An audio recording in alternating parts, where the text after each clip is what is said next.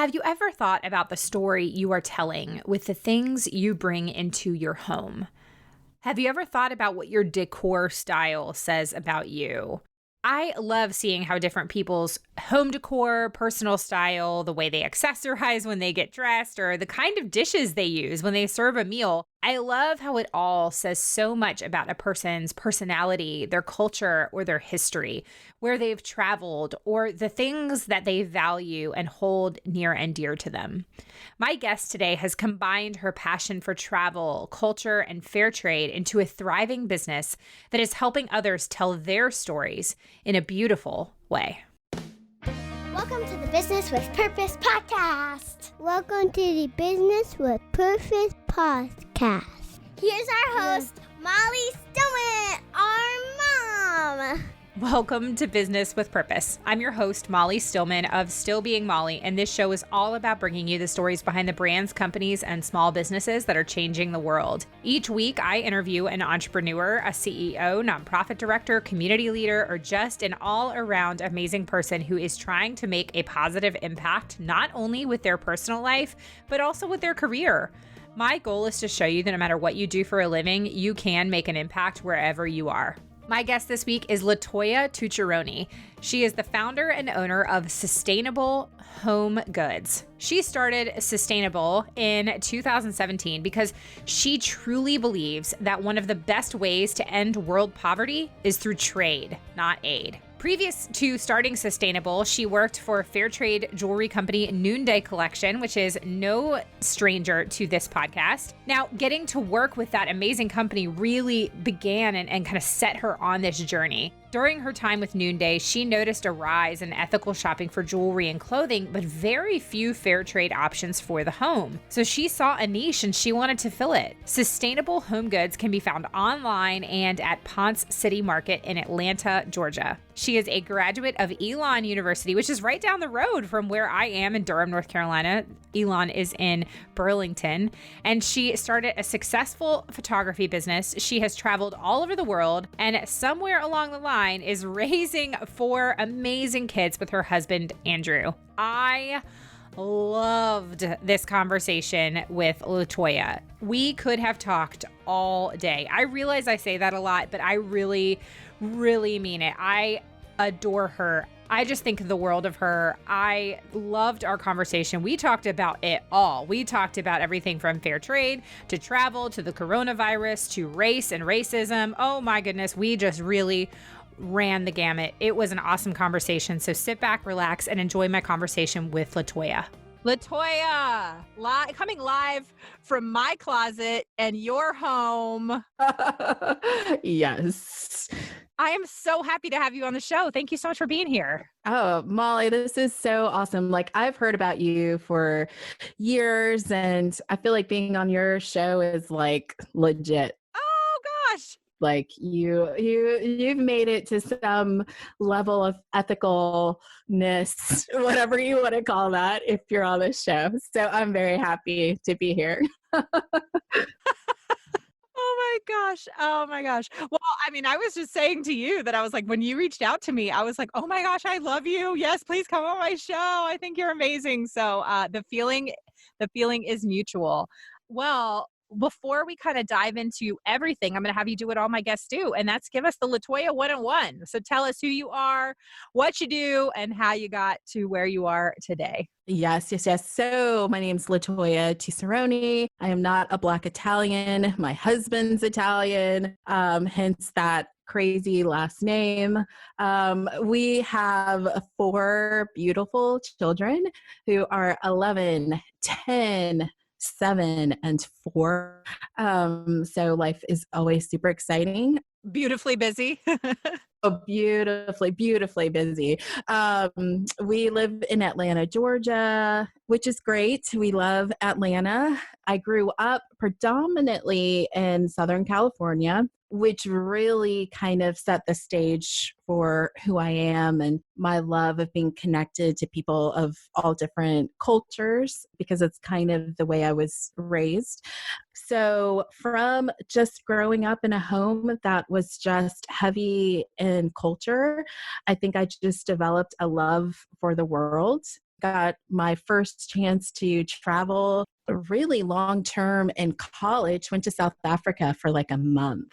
And that's when I really just fell in love with a people group and was just like, oh my gosh, the world is just such a beautiful place, and kind of got the travel bug. Ended up marrying a man who loves to travel.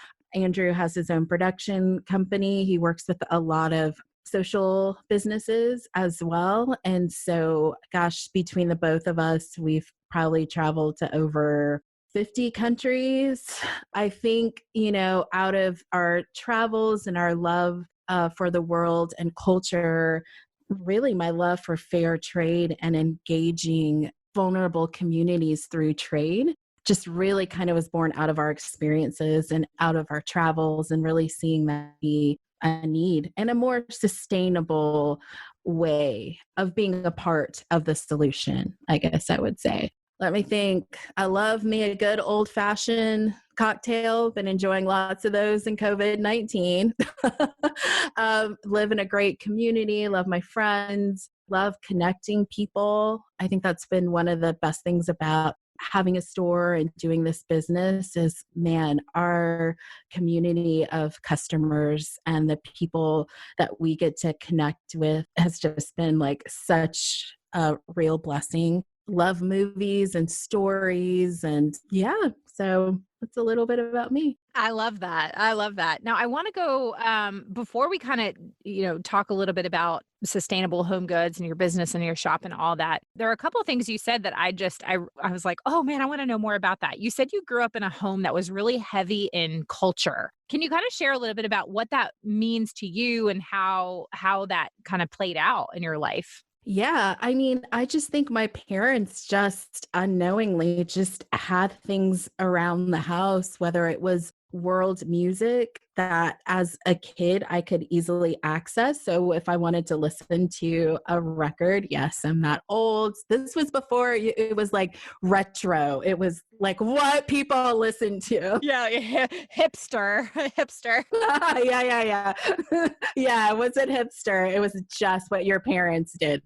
So, there would be records or cassette tapes or just music always around. I mean, even the artwork in our house just spoke to a love of people. And I just remember my mom had this beautiful bust. She still has it, which is crazy. This bust of this African woman with like this big fro kind of going on and these beautiful gold earrings. And there's something to being an environment where those things are elevated that as a child, you're just like, this is valuable, this is important. I think that's, as a parent, even me trying to instill that my kids, like they're going to look around our house and see like what story are we telling with the things that we bring into our home. And that's going to influence their paradigm and their way of thinking and what they're curious about. So I know it did for me.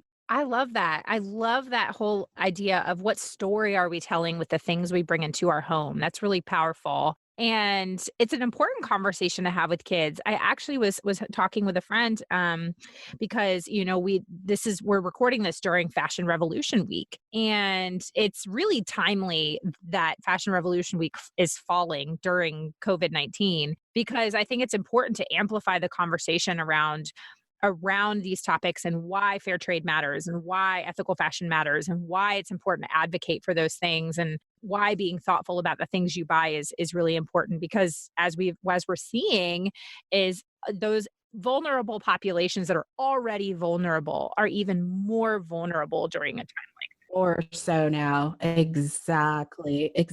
And something in the fair trade industry we talk about a lot is the cottage industry, really empowering men and women to be able to work from home. And when you have something like this happen, that becomes so vitally important to the community for people to still have a way to be able to like provide for themselves. And so, yeah, I mean, you're totally right. Like spotlighting vulnerable communities and what the needs are in those communities. I mean, India is just being ravished. Oh, it's awful. South America, Guatemala, Ecuador, are just, whew.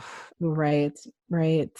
But yeah, because when you take away what little income somebody has, and they're literally day by day going out and trying to earn an income, and then all of a sudden they're stuck at home for 30 days, like they're gonna starve before they get coronavirus. I mean, it's such a difficult balance, but there's so many systemic things that have to change. And but it's an important conversation to have. And, I was talking actually with my kids about it this week, and I was just talking with them about how I'm just one to never shy away from difficult conversations with my kids. And even though they're 6 and 4, we talk about on their level in an age appropriate way. But I talk about things how I'm like, look, there are families all over the world, and there are kids just like you who have to work.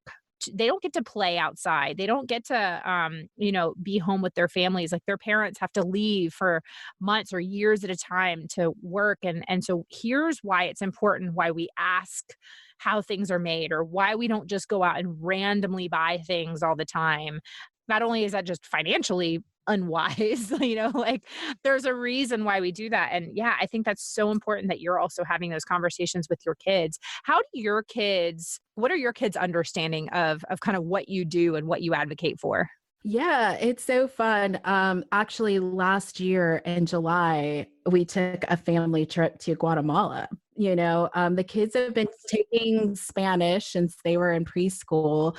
Andrew and I have been before. We love it. It's the easy flight for them. And so we're like, well, let's just take them. And we were able to actually take them to one of our new artisan groups, and they got to meet them, and they got to see how these beautiful we got some blankets from them, like throw blankets, and also like coverlets for beds. And then the girls each got like shawls, but they got to see the process and all of the love and the tradition that goes into these pieces getting made. And I think it was just really eye-opening for them to realize, like, knowing who makes the things we buy is so important. And so I think that it's just been really great for them. And I think too, when they think about people of the world, they don't just think, oh, poor them. And I think that was really important for us to show them that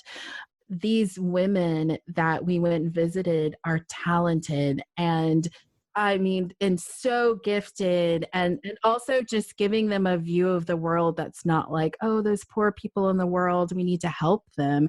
It's like, no, they're partners with us, and we get to buy the beautiful things that they make. So also kind of switching that narrative too, because I think it's easy to be like, yeah, we're doing good in the world and we're teaching our kids good in the world, but at the same time still reinforce a perspective that the world needs our help. We're just the ones who have something to offer. They don't really have anything to offer us. We need to come in and save them, instead of realizing the symbiotic relationship that we have, that we're all connected to each other, and we all have something to offer, and we all make each other better. I think that there's just like a really fine line there, right? Oh, absolutely. Absolutely. I love when you just talked about that, reinforcing that counter narrative that the world puts out this one narrative of like, oh, if you're from America or you're from the West or, whatever, you're just going to go in there and be a savior. And it's like, no, no, no. No, like these are people who are incredibly brilliant and talented. They just simply lack an opportunity or maybe access to a resource or access to opportunity. And there's a quote that I've said here on the show before, and I am going to completely butcher it. And I can't remember who said it, but I'm going to make sure it's in the show notes correctly. But it's something to the effect of like, talent is equally distributed, but opportunity is not. Yes. And on my last trip to Kenya, which was actually just at the beginning of January of this year, I've been to Kenya many times now. It's like a second home. They're my family there. I love Kenya. Yeah. Oh, it's the most amazing country. And they really, I text with my Kenyan friends on WhatsApp like every day. They really are like, yeah, I know. I love that. These are my people. And And I had this really powerful conversation after church one day while we were there. And I was talking with a friend named Raymond, and he was talking about how he's grown up in this area in Kenya it's like basically a step up from the slum. They kind of call it like the working poor community. So it's very urban, but it's not a slum, but it's kind of just a step up. And he was talking about how, what frustrates him so much is he's like, I think the smartest person in the world lives in a place like this. And I was like, yeah, you're right. And he said, but they don't have the opportunity to put that brilliance to use.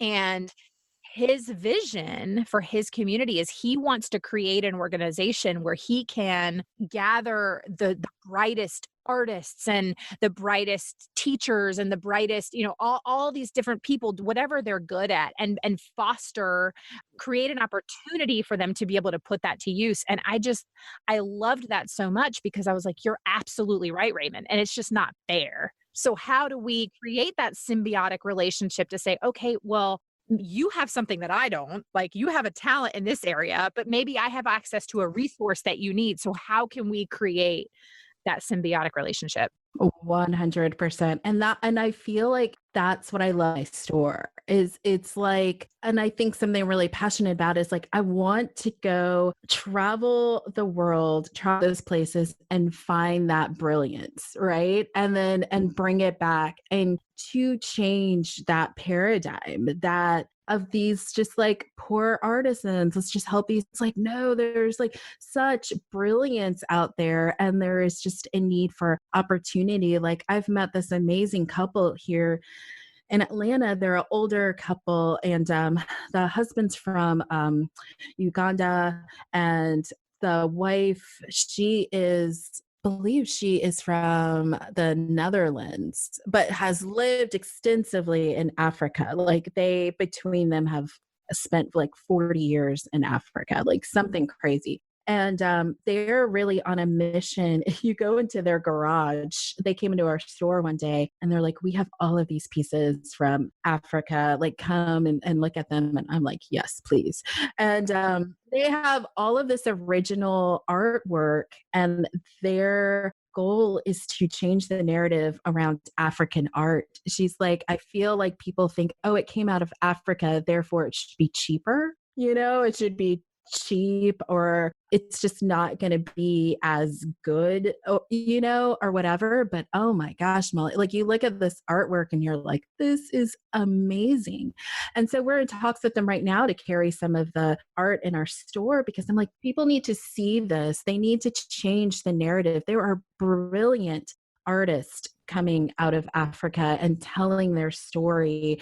And I'm like, you just never hear about modern art coming out of Africa. So how do we change that narrative, Oh, that's so good. That's so good. Yes. I mean, I think about like, yeah, when you, and I think what's really impactful for people too is when you do maybe like an artisan group visit and you can highlight the skills. I mean, if you've ever watched somebody do traditional block printing or traditional batik work, I'm like, that requires unbelievable attention to detail and skill. It was amazing. So we went to visit this one artisan group in that's right outside of Kibera in Nairobi. And it's called the Grain of Rice Project. I actually had their founder, Amy Ahiga, on the show last year. And we went I connected with her and I said, hey, I'm going to be in Kenya. I'd love to visit your artisan group. And they were just the most amazing people that welcomed us. But one of the things that they made, it was the most creative, beautiful thing. And it was funny because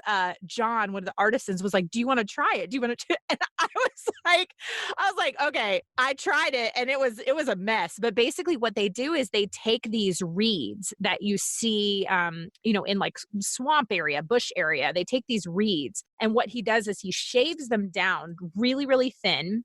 And then he takes pieces of scrap fabric and wraps the fabric around the reeds really, really tight. And then that becomes something that then they weave that into making these really intricate baskets out of these reeds and scrap fabric, but then they weave the more fabric around it. And it turns into this beautiful piece of art. And I'm staring at it and I'm like, this is the most amazing thing. And the way that they use natural resources and scrap fabric to turn it into this art that is just amazing. And I'm just like, guys, you can't get this at Target. No, no. Like you can't, no, you can't get this at Target. It's the most beautiful thing. I can guarantee you that like 98% of all Americans could never, ever conceive of making something like that, And I think that's, again, what I love about our store is like, we say that we give our customers like a story-driven shopping experience because we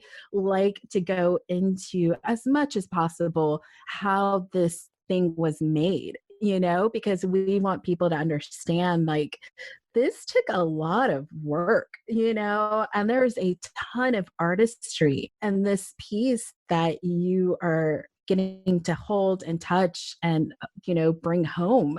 Like, it's not just about like, let's save the world. It's like, wow, I get to possess this really beautiful thing and bring it to my home, like giving people more of a sense of like gratefulness and more of a sense of just like how special these pieces are. And it is kind of like, I think what our ultimate goal is so that we can create more opportunities for these brilliant artisans, Yeah, absolutely. I love the way you worded that. It's like I get to possess this beautiful piece, or it's like, oh, what a gift that is. Oh, I love that. And here I am, and I realize that we haven't even really talked about your store yet. So we've kind of alluded to it.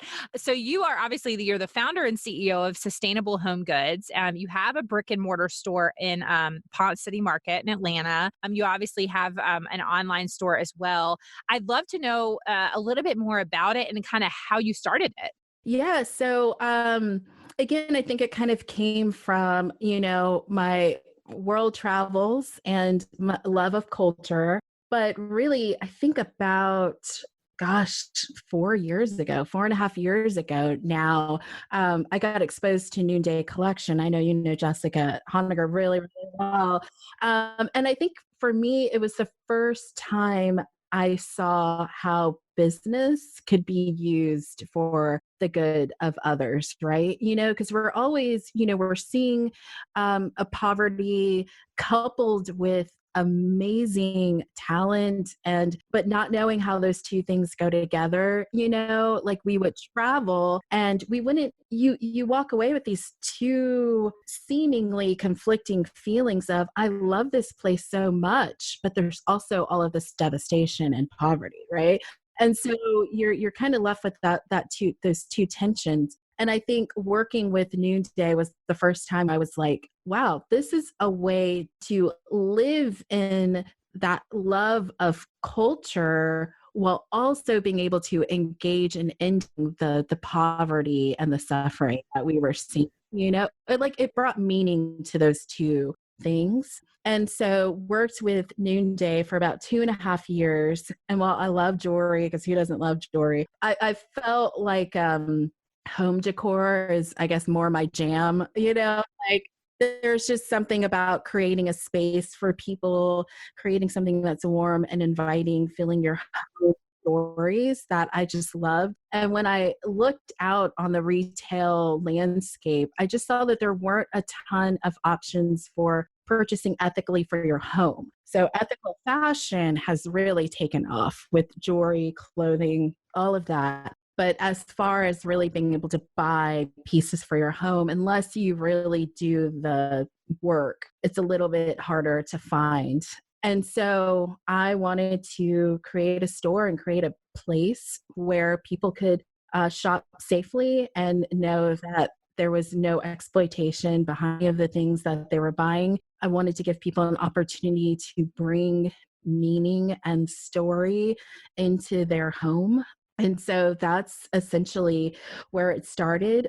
For the first year and a half, just e-commerce. I just did e-commerce. And then we did some pop-ups around town in different markets. And I saw that when people could touch the product and I could share the story that we just did really, really well. And so it made me realize, okay, it might be time to open up a brick and mortar. And Ponce City Market was like the only place in Atlanta I even wanted to be. So I hunted down the leasing agent and kind of worked my magic and got my foot in there. And it's been really great. Like the way that people have responded to our products, being able to have these meaningful conversations like we're having, because Atlanta's like this really cool place of like art and science. We have the CDC here, but we're all we're like called the Hollywood of the South.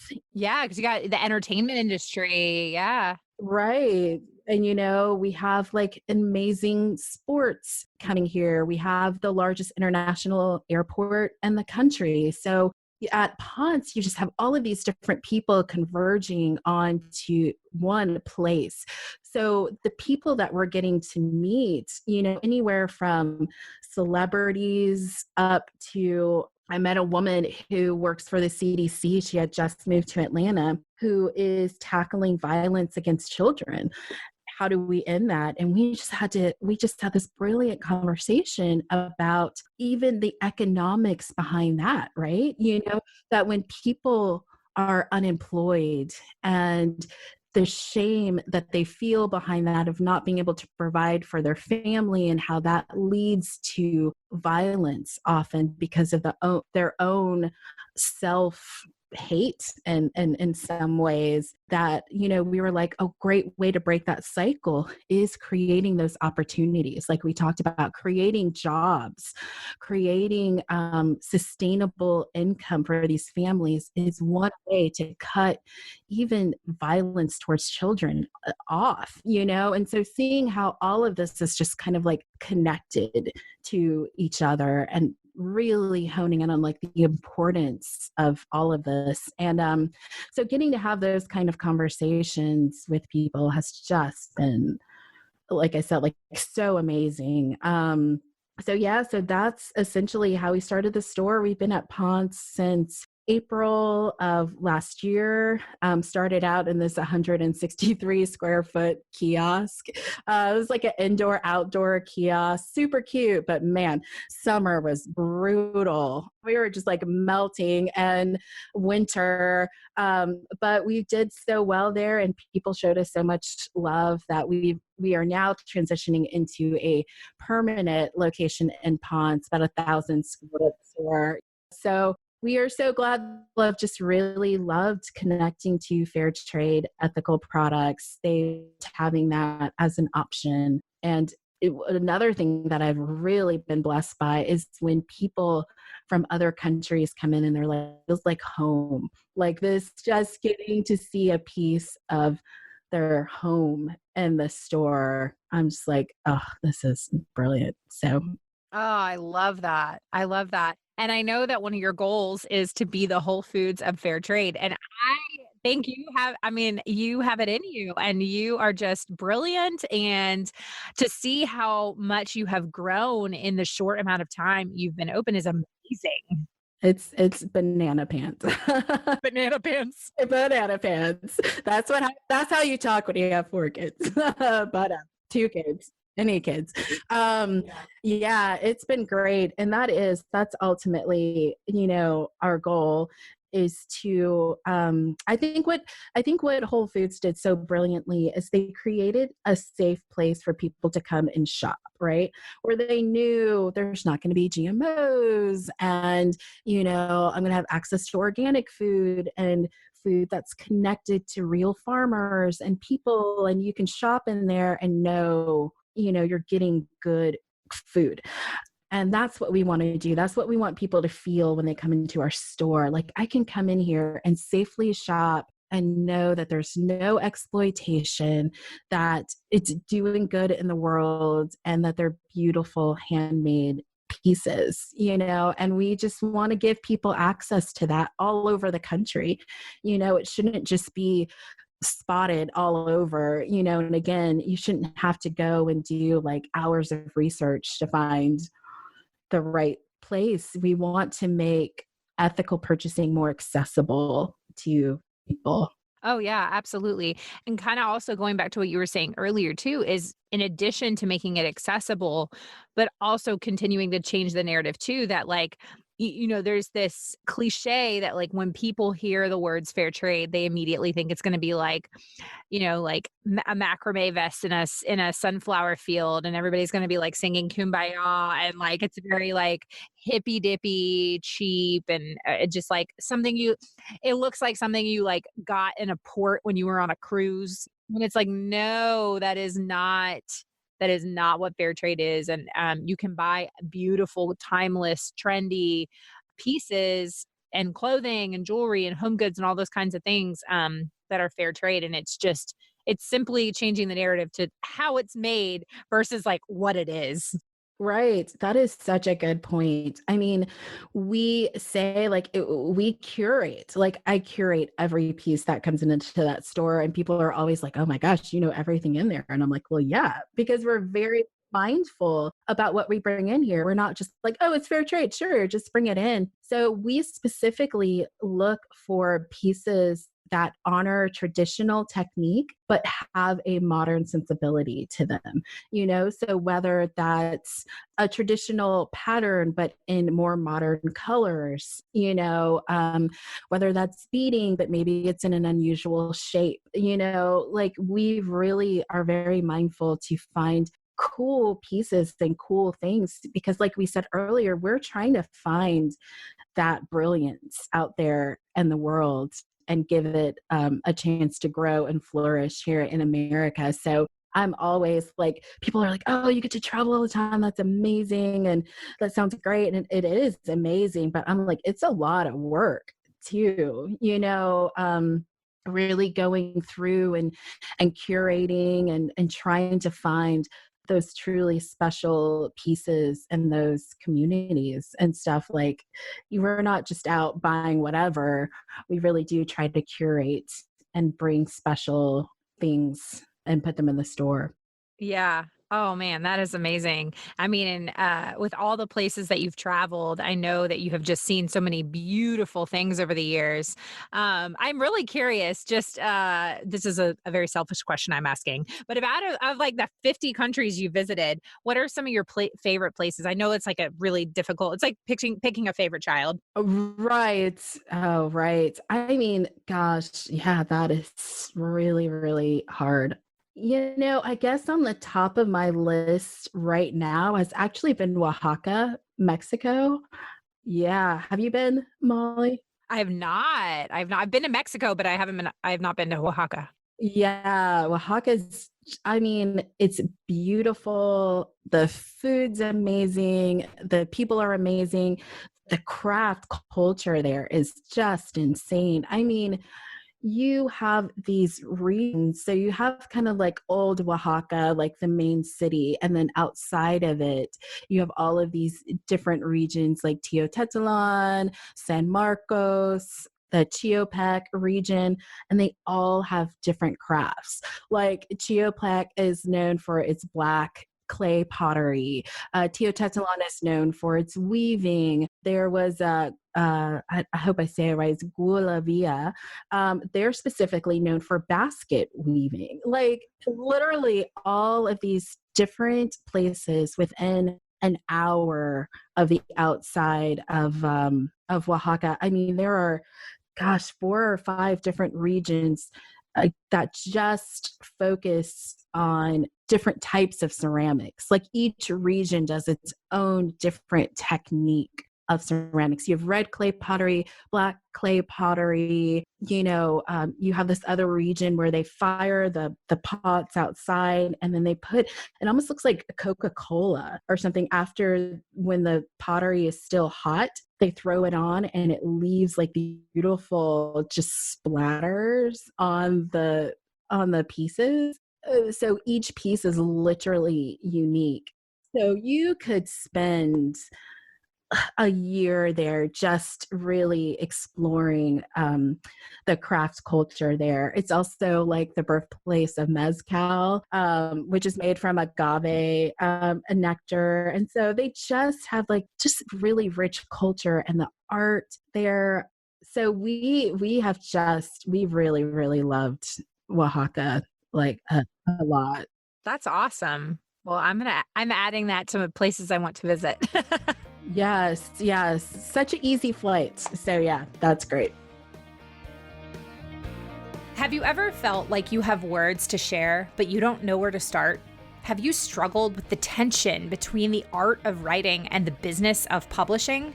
With the help of Hope Writers, an online community of working writers dedicated to the success and creativity of each member, you can learn how to share your words of hope with a world that desperately needs to hear them. Hope Writers takes seriously the creative, social, and spiritual call to the deep work of sharing your stories and ideas with the people who need them the most. They help writers make progress by finding and following the path to sharing their words with a reader without feeling lost, discouraged, or overwhelmed. To learn more and discover which of the 6 stages of writing you are currently in, visit hopewriters.com/Molly. That's hopewriters.com/Molly to take a 30-second quiz. I promise it only takes 30 seconds.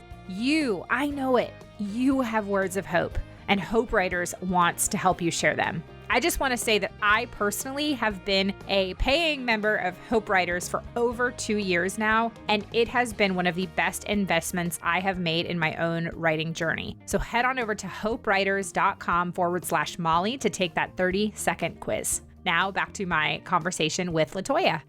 Now, there's something else I really wanted to talk with you about, because this is, again, something that I know about. You and I have talked about it a little bit, and that is your experience as a Black woman in the fair trade industry. And it is no secret that the fair trade industry on this side of things is predominantly white. and that's something that I've always been bothered by as a white woman. And so, and I've always kind of wondered, like, why is that? Why is that? And I just, I really value your voice in this issue. And I just would love for you to kind of just share your experience, if you don't mind. Yeah. It has been really interesting being in this space. And I will say, let me preface it by saying I have seen a lot more Black women, especially like engaging in the fair trade. I would say within the past year or two. So that has been really amazing. And I think we're kind of finding spaces for each other in that, because it can feel like a little lonely. Like, I will say I went to a fair trade conference and just experienced one of two things: either feeling exoticized, I don't know if that's a word, but I mean, like, I was literally in a conversation with somebody and I feel somebody grab my hair. So I have locks. And I don't know. And I turn around and this woman's like, "Oh my gosh, your hair is just so," and like she's touching my hair. And I'm just like, I don't know. One, I don't know who you are. Two, I'm in the middle of talking to somebody. And three, like, why do you feel like you have permission to touch? So things like that, where, or you get the other, like, people really feeling like they need to really acknowledge your presence because they like really want you to know that they're glad that you're there. And you're like, okay, I know the intention behind this is really great, but what it shows me is there's so little of us in this place that when we arrive, everybody notices, kind of the deal. And so you kind of feel like you stick out. You do stick out. And so I think that that's been kind of hard. I think too, something that's been really hard, and I hope when people hear me say this, this does not mean you are a bad person, but just seeing like the white women with all the African children all the time. And it like, sometimes it's hard because it can just perpetrate this idea of the white savior, And I know again that that's not people's intentions, but I think when you, as a white person, if you center yourself and your good in this and what you are doing in the center of the conversation, I think you're either knowingly or unknowingly kind of perpetrating that idea that, you know, we're the white people coming in to save the Africans or, whoever it is. And another thing that broke my heart is I traveled on a trip with a bunch of women. I was the only Black woman, with white women. And I guess I just also struggled with how people in other cultures even were just like, oh, seeing white women wear their pieces or carry their things just felt like it elevated, like to see artisans think that if white people wear my things, then I've really made it.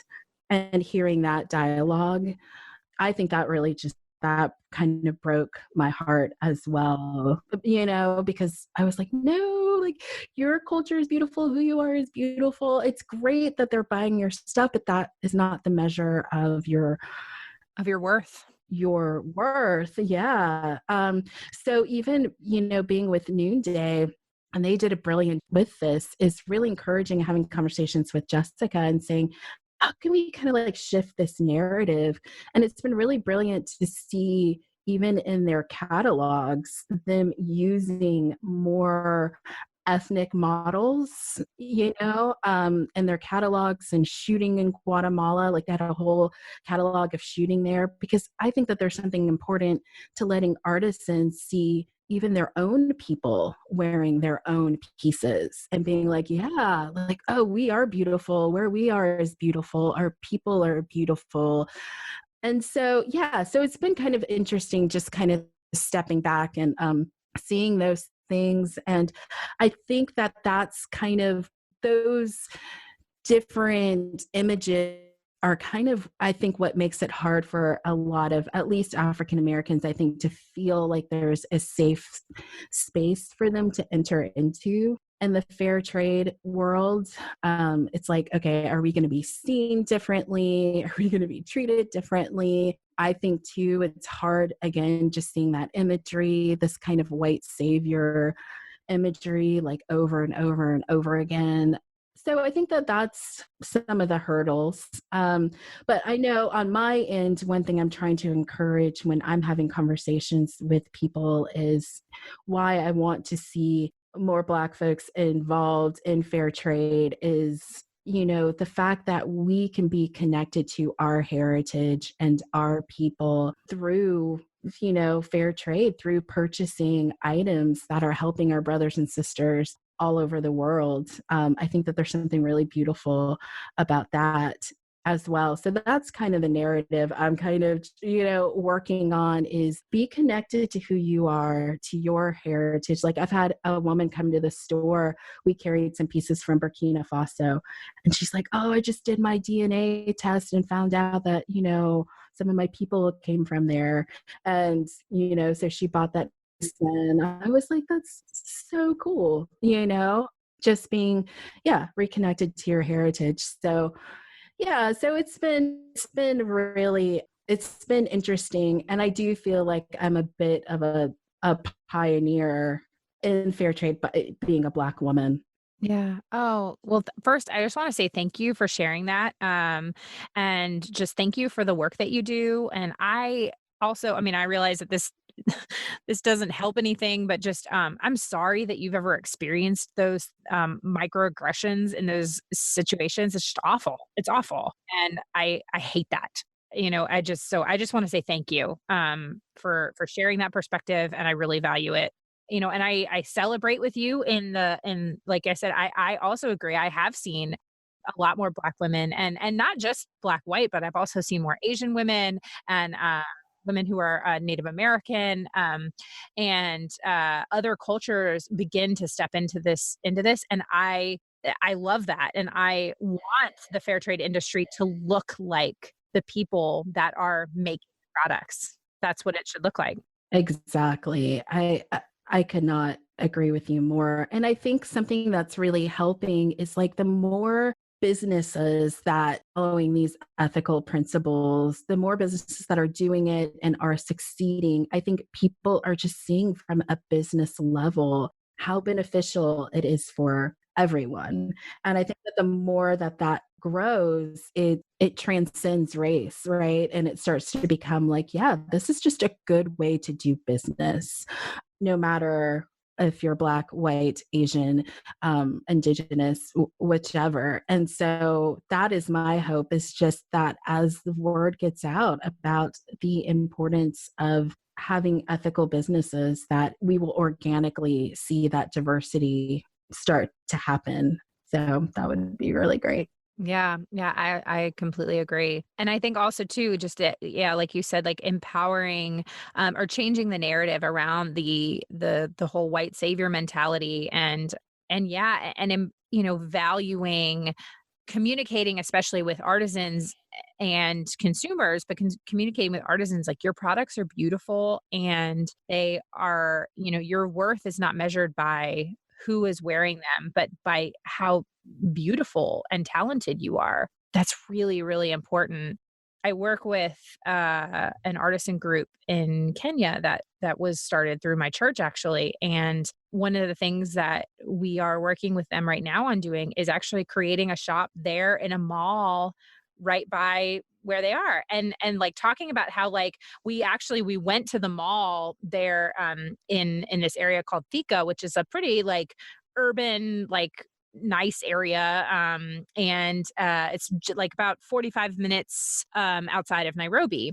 And there's this like really big kind of shopping hub, and we were walking around the mall and we were showing them how like there were a couple stores that had some kind of locally made products, and we showed them, we're like, your stuff is as beautiful if not more beautiful than this stuff that is selling here in this mall that people around here are buying, and trying to communicate to them that like your stuff can sell here, and that is a big part. And that also continues to create opportunities where they're becoming more self-sustainable. Right, right. Where America is not necessarily like the ultimate goal, like selling in America is an opportunity, but where can we find opportunities within our own local?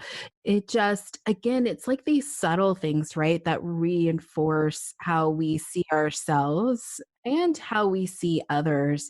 And so, yeah, you're going to have greater perhaps financial opportunities in America selling your product there, but there is something, by saying, but look for opportunities here, that just reinforces, because here is valuable too. Like your community where you are is valuable too. And I think it's so important to be mindful of those things. And in anything that brings good into the world, there is a level of intentionality. It's just continuing to be intentional about what are the narratives, what are the stories, what are the paradigms that I am creating with my business, with my work, with my interactions with my artisan groups, like all of that, that we have to be like super mindful about.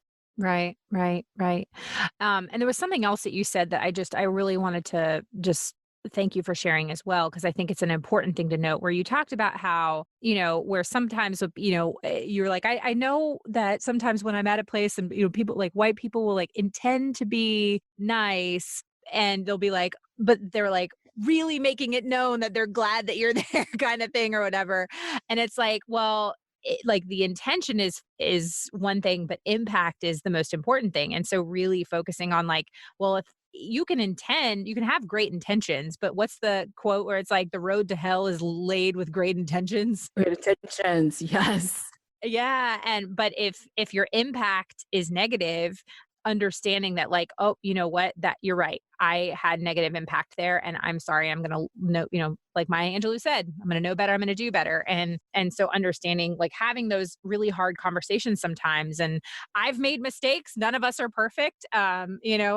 we all make mistakes, and there are certainly things that I've been like, oh, why did I say that? That was such a bonehead thing to say. Like, I didn't mean this. Oh, that came off so bad. And it's just going, you know what? I'm sorry. I'm human. I made a mistake. My intentions were good, but my impact was terrible. And I am sorry. And I'm going to be different moving forward. That's so important. It's so important. And I always tell people, because I think a lot of white people get caught up in being scared of doing things wrong, I'm just like, I don't know. I'm like, instead of trying to read a book about it, I'm like, just go make some friends, some actual friends of people who just look differently than you do, and just be like in real relationship with people. And I'm like, you'll learn real quick, what's cool or not. But I think out of context, it's like, when we're traveling all the time, it's like, even when I go into another culture, I have to be mindful to not come in thinking, oh, I know all about this culture, and I have to be mindful of how I treat the artisans. And I try to just come in and be humble to learn from them, and not come in with my own preconceived notions of who this culture is and who these people are because of something I've read in a book or on a blog post or something like that. So even as a Black woman, like, I'm practicing those things all the time. Do I have friends who are Hispanic, who are African, even out of the context of being within their home countries, so that I am just mindful of just being culturally respectful, but in the context of relationship, And I think sometimes people want to skip over the relational part, and I should just be able to say what I want to say and do what I want to do, or what I think is best. When I'm like, well, there's some work to be done. Like, just love somebody's differently than you. And then, start touching people's hair. No, don't. Unless they... Right. But I feel like if you're actually in relation with them, you're not going to touch their hair, because you're going to know that you don't do that. So I think relationships are just so important. So before you get on Twitter and start spouting about a thing, or getting on Facebook and spouting about something, or putting a sign in your yard or whatever, just stop and say, am I loving and am I in a relationship with people who are different than me? And if I'm not, then that's your first step. Like, go and love and be with people who are different. Right. Yes. Oh, that's so important. And especially, I mean, and especially like if you really do seek out to form relationships, genuine relationships, no agenda, no like selfish, like I'm going to be this friends with this person because I get to get something from them. No. Like, but having a genuine relationship with people, like you can just learn so much, and you just realize like how beautiful our differences are. And like I love, like one of my favorite things is every time, I mean, obviously, like I said, I message with my Kenyan friends on WhatsApp all the time, but like every time I'm there, I'm like, we will just sit and I will just ask a million questions, and they love it because they're such relational people. But that's how we learn. And then they in turn, then they ask me questions, and they'll be like, well, how do you do this? And I'll be like, well, what do you guys do for this? Or I was there right after New Year's. And so I was like, well, how do you guys celebrate New Year's here? Like, what are some big traditions here? What do you guys do for Christmas? And my sweet friend Susan, she was like, well, we brought a bull and we sacrificed the bull. And I was like, okay, that sounds pretty cool. Tell me about that. You know what I mean? Like, we can learn these really amazing things from each other, and see what is unique and beautiful about our cultures. And yes, relationships are so key. And we as Americans in general, race aside, like American culture in general, we are not as relational as the rest of the world. Oh my gosh, no. The rest of the world, they are just, almost every other culture except for America is just so deeply woven into relationships, and how much they value community, and how much they value each other. And that is just something that I love so much about traveling. And I know that you do too. Right. It's almost disarming, right? Yes. Because like, even as much as we travel, it's like you come back to America and you live this certain way where everybody's kind of doing their own thing and so busy all the time. And then you travel and you see somebody who just suddenly opens up their home and their heart and like everything to you. And you're just like, whoa, oh yeah, so beautiful. Like, yeah, this is the way like it should be. But It's the way we were created to live. right, right. I can think of just a fantastic example of, I remember we were in the car on the way to visit one of the artisan groups. And so we had, I couldn't, obviously I wasn't driving. And so I had given the phone to, or I'd given the contact of the artisan group, the manager there, I'd given her contact information to Susan, my friend, who's Kenyan. And so they were going to coordinate the directions. And so I hear them talking on the phone and they're talking like they've known each other their entire lives. And so it was so funny. Like they're just talking, they're laughing, blah, blah, they get off the phone. And then when we got there, they're talking and laughing. And then we were leaving and I was like, did you guys know each other? And they're like, no, we didn't know each other. And they're like, but we will. But they like exchanged numbers. They're like, but we're friends now. Like we'll call each other. But that's just how it is. It's like, they just make friends so easily. And it's amazing. I'm like, I'm jealous of this. It's so hard to make a friends as an adult in America. I know. Right. I love like my husband goes to India probably once almost every other year. And it's always brother Andrew, like immediately. It's just like sister, brother. It's just like if we did that in America, people would be like, what is wrong with you? But it's just that gesture of like, we are family from the beginning, It's just so beautiful. I love it. Oh, I love it so much. Okay. Clearly, Latoya, I could talk to you for all day. I just love you so much. And Oh, I love you too, Molly. oh my gosh. Okay. So I really could talk to you all day, but I'm not going to do that. But we're going to transition just a little bit because I want to ask my get to know you questions because it's one of my favorite parts of the show. Yeah. Oh, that's fun. All right. So, but the first question I'm going to ask is one that I'm just kind of asking my guests during this season. And that is, what are you learning about yourself during COVID-19? Oh gosh, man, I've been really thinking about that a lot lately because I'm like, man, you are just kind of left to face yourself. And I think and you're like, do I like what I see? I always just thought I was just cool and calm person. And this has really shown me a lot of like anxiety, lack of control. I was like, I think I knew I had some probably borderline control issues, but when it is like no control, I am like, what is happening?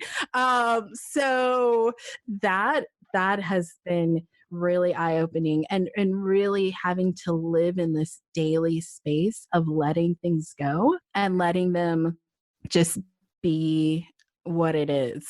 Like my husband and I swear like several times a day we're like, it is what it is. Like we're just like, that is what it is. And so but there is something sweet about that, right? About learning to let things go and coming before God and just being like, it is what it is, Lord. Like and letting it go and finding peace and in the letting go. I think having grace with myself, that's been a really big thing I've learned because I am not as productive. I'm an 8 on the Enneagram. My husband's an 8 and I'm a 2.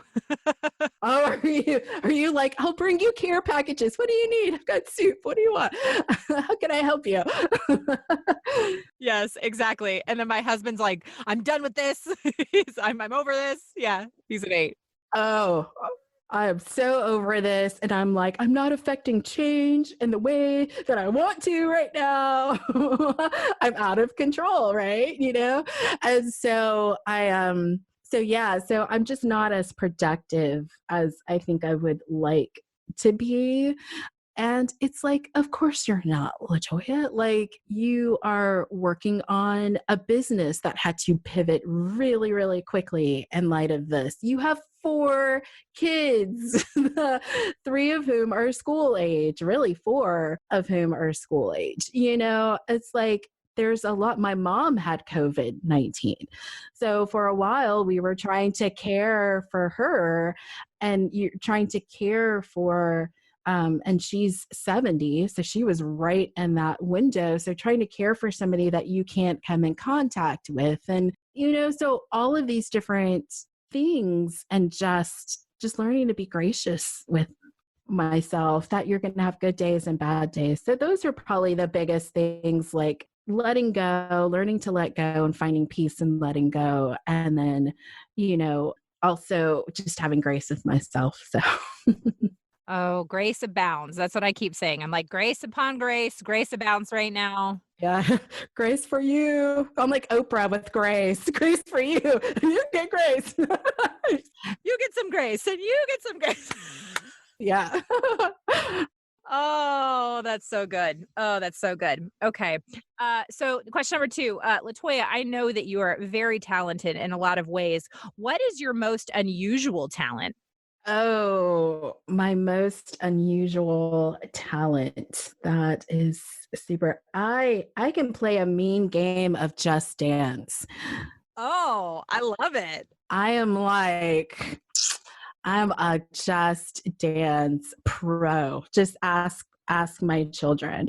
I also really, really, really love to bake. So we actually, during this COVID-19 thing, when your husband owns a video production company and he's bored and wants to shoot something, we actually did a couple of episodes of a baking show.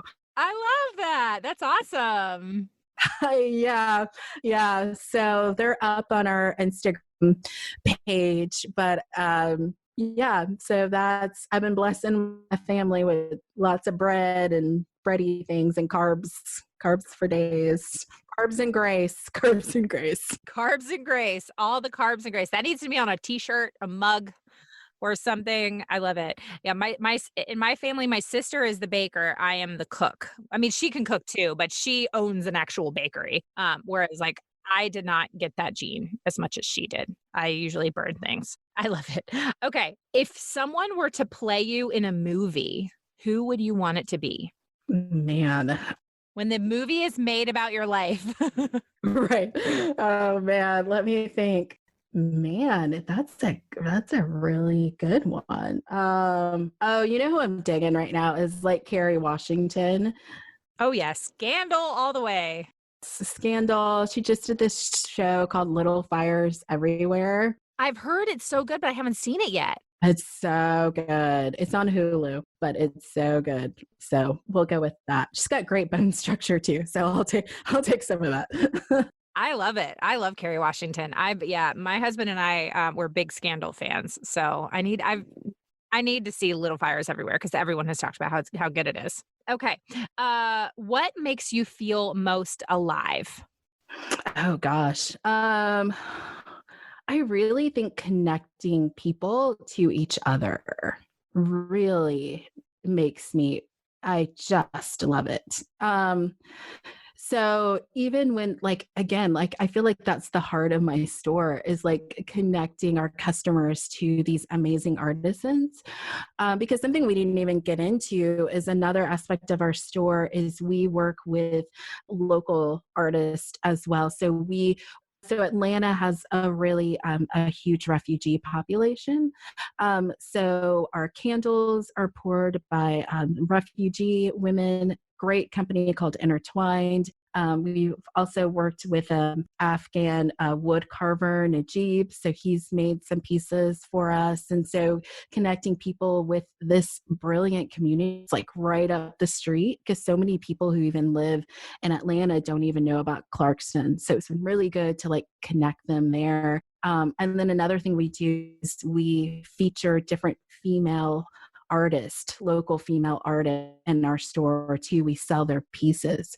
And so it's been really brilliant to also highlight these amazing artists and have people like buy their work. And we've really been emphasizing lately even Black female artists as another just kind of like marginalized group. And so I've really, really, really loved that. And then for years, I've facilitated a group of women on race. Started out with like Be the Bridge curriculum. I just Love Latasha Morrison. Oh, Latasha's amazing. And so connecting people is just, I don't know. I just feel like it's kind of like my spiritual gift and what I just really love. Yeah, yes, that is absolutely a spiritual gift as being a connector. I have quite a few friends who that is their spiritual gift, and I love that, and I love to see the way that you use that gift. That's awesome. All right, so my last question, and this is the question I ask all my guests, and that is, what does it mean to you to run a business with purpose? Gosh, I mean, it means everything. I'm just like, I can't imagine running it any other way. It's the why, right? Purpose, impact it's like, I'm not just doing this for kicks and giggles or, or money. Really, money is not the motivator. The motivator is showing people that we are all connected to each other and that you can bring meaningful things into your home, meaningful pieces, and you can help to create opportunities for artisans all over the world. Like you can engage in this very big problem in a very simple way. You're going to buy things for your home, so you might as well buy things that are doing good in the world. So I love that. I love that. Latoya, this has been such a gift to have you on the show today. I know, Molly, it's so good. I'm going to be like smiling the whole rest of the day because this was just, when you have a really great conversation with somebody and it just re-energizes you, like this is what I needed. And thank you so much for your voice. Thank you for the work that you're doing. When all this is said and done, I want to come down to Atlanta. I want to see your store and all of it. So for the listeners, obviously I'm going to have all of Latoya's information along with all the links to shop sustainable home goods. And if you are in the Atlanta area, as soon as that stay-at-home order is lifted and you can go shop, you go just buy all the things from Latoya. Come say hi. Yes. Yes. We will be all desperate for hugs and right. Oh man, I can't wait to hug again. Oh man. I know. So thank you so much for being here. You are just amazing. No, thank you, Molly. Again, using your platform and using your voice to just propel, our businesses forward and to just help people be mindful about how important it is to have purpose. And the work that you're doing is brilliant. And I have so enjoyed, and I needed this too. So please, I almost was like, oh, do I need to do this? Because it's just been so hard, all of this. But I was like, this is exactly what I need, like for us to talk and be reconnected with why we do what we do. So thank you. It was a gift to me. Oh, I love that. I love it. You're the best. Oh, you're the best.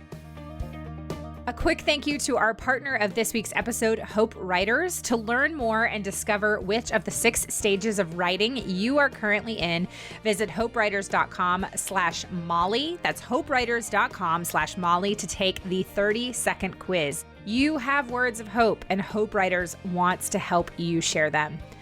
Okay, I want to know what you loved about this week's episode or something that you learned from my conversation with Latoya. If you do, let me know on social media. You can find me at Still Being Molly or at Business with Purpose Podcast on Instagram or Facebook. And don't forget to use that hashtag Business with Purpose Podcast. Thank you so much for listening to this week's episode. If you're a first-time listener, welcome. Be sure to check out the archives for past shows featuring incredible entrepreneurs and business owners who are literally changing the world with their businesses. And if you are a regular listener of the show, thank you for tuning in and week out, and thank you for your support. Be sure to head on over to iTunes, Spotify, Google Play, Radio Public, Apple Podcasts, basically wherever you can listen to a podcast, and click that subscribe button.